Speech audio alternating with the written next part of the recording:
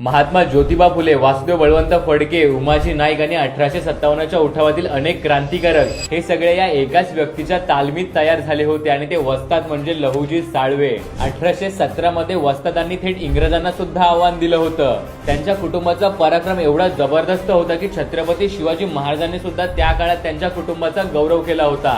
इतकंच नाही तर महात्मा फुले आणि सावित्रीबाईंनी सुरू केलेल्या पहिल्या शाळेतील पहिली विद्यार्थिनी ही सुद्धा त्यांच्याच नातलगांपैकी एक होती.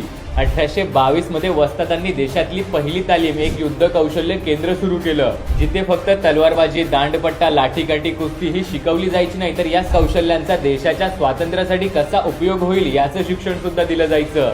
वस्तादांच्याच तालमीत घडले महात्मा ज्योतिबा फुले, चाफेकर बंधू, वासुदेव बळवंत फडके, लोकमान्य टिळक आणि यांच्यासारख्या अनेक क्रांतिकारांच्या पिढ्या सुद्धा.